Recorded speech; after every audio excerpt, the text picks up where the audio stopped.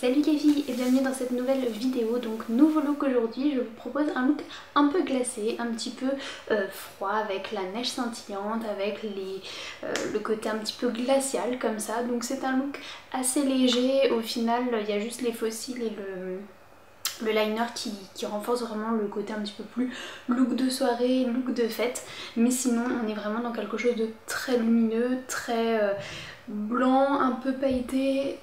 Bref, voici le look. J'ai choisi un chignon un petit peu plus travaillé que la dernière fois, donc c'est avec 2 tresses, il n'y a rien de compliqué encore. Je suis pas une pro et encore moins dans ce décor là. J'ai un peu plus de mal à faire mon maquillage et ma coiffure, donc voilà, quand on est en gros par terre avec un sapin derrière vous. Mais voilà, c'est quelque chose de très simple, très passe-partout et utilisable aussi pour une fête quelconque ou même pour une journée au travail. Donc voilà, il n'y a rien de foufou encore. Je fais des choses assez simples pour que ce soit facile à reproduire et surtout que ça prenne pas 10 000 ans.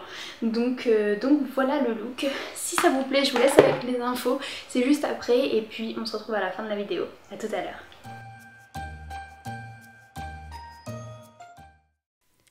Donc on vient commencer avec le fond de teint. Donc comme la précédente vidéo, je l'applique avec un pinceau Real Techniques. Cette fois-ci, j'ai utilisé le Expert Face Brush et il s'agit toujours du fond de teint Born This Way de chez Too Faced.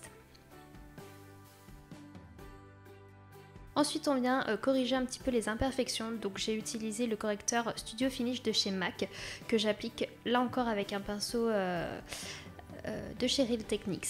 Il me permet vraiment de camoufler mes imperfections et d'unifier encore mieux mon teint. On passe à l'anti-cerne, donc comme la dernière fois, il s'agit du Naked Skin de chez Urban Decay. Donc je l'applique uniquement sur mes cernes et je l'estompe ensuite.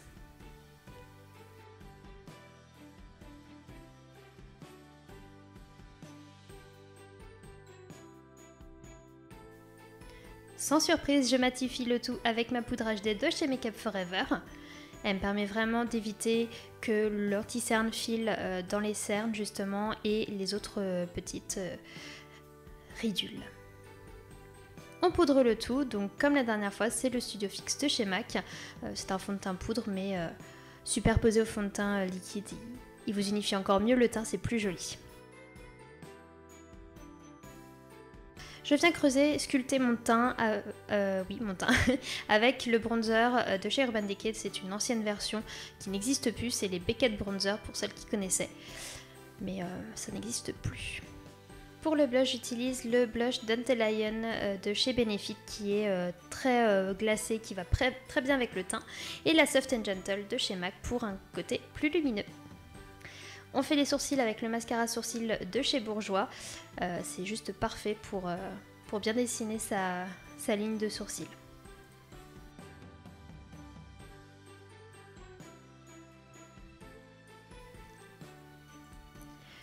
Pour éviter les rougeurs, prévention, donc du coup j'utilise la Redness Solution. C'est une poudre de chez Clinique qui est jaune. Et on fixe le tout avec la brume matifiante des Sleek de chez Urban Decay.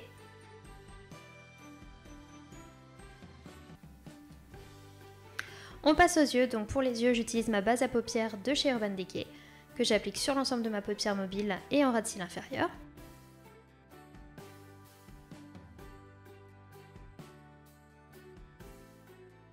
Pour unifier ma paupière, j'utilise dans un premier temps la Naked Basics 2 avec le fard Frisk. Donc c'est un joli fard mat qui va me permettre vraiment d'unifier ma paupière mobile. En creux de paupière, j'utilise le fard Starks qui est plus couleur chair. Avec un fard Inglot, j'utilise un pinceau creux de paupière très précis pour pouvoir bien sculpter et intensifier le regard. Et j'utilise ensuite un fard Kiko, le Cold Touch, pour donner un petit peu de luminosité et de blancheur. Avec la Vice Palette, j'utilise le fard Provocateur que je superpose donc au fard Kiko. Il a ce côté un petit peu rosé qui va très bien avec le look. J'utilise cette fois-ci la Naked 2 de chez Urban Decay et je prends le fard Shopper que je mélange au YDK. Donc le Shopper c'est un fard un peu rose gold, le YDK est plus violet et c'est parfait pour le ras de cils inférieur. Place aux paillettes, donc on va fixer des paillettes blanches glacées avec la brume Mist & Fix de chez Make Up For Ever. J'applique mon liner et mes faux cils hors caméra et voilà le résultat. Pour les lèvres, je viens définir un petit peu mon contour des lèvres et j'applique un gloss MAC qui a un joli côté rosé avec un joli reflet. Voilà le résultat les filles. On passe maintenant aux accessoires. Donc pour les accessoires, j'ai fait très simple. J'ai mis une paire de boucles d'oreilles rappelant le col Claudine de mon haut, donc effet perle de culture. On passe maintenant à la coiffure. Donc vous allez voir, c'est plutôt simple. On va commencer par faire une première tresse sur le côté. Donc je mets de côté quelques cheveux et je tresse. Pour plus de simplicité, je vais faire la tresse quasiment entièrement. Mais on pourra très bien défaire plus tard le reste.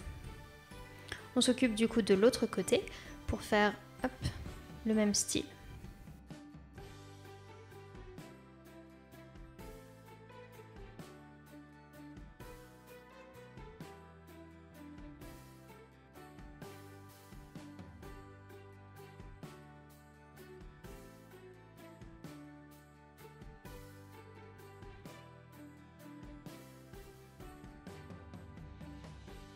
Je vais maintenant défaire un petit peu mes tresses pour leur donner un petit peu plus de liberté de mouvement et d'épaisseur.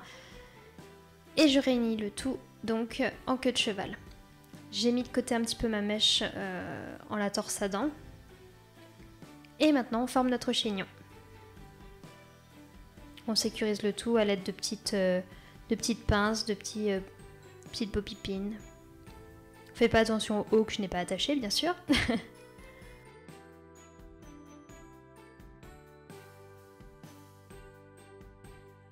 C'est très compliqué sans miroir de faire un beau chignon, donc vraiment aidez-vous d'un miroir quand vous ferez cette coiffure. Voilà, donc on va maintenant libérer quelques mèches pour donner un côté un petit peu moins strict au chignon. Puis encadrer du coup un petit peu le visage aussi. Et on fait les petites finitions, hein. On sécurise au maximum.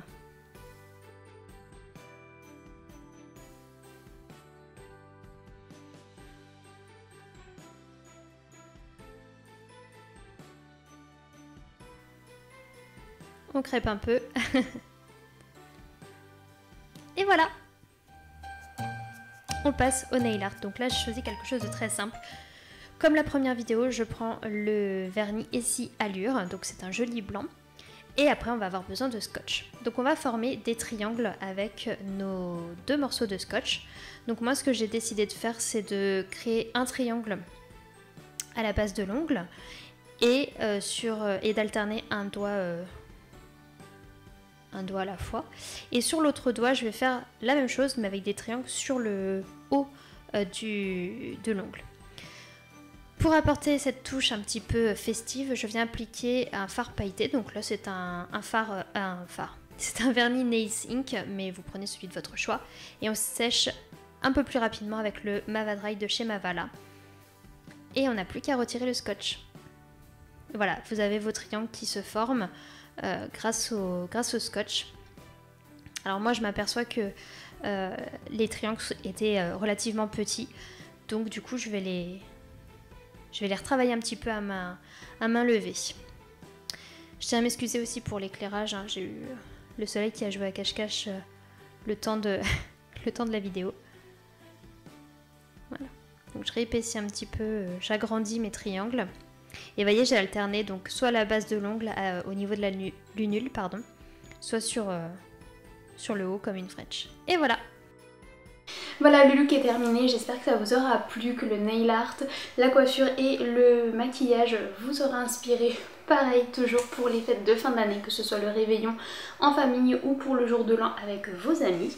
J'espère que cette petite série vous plaît, j'ai hâte de vous montrer les prochaines.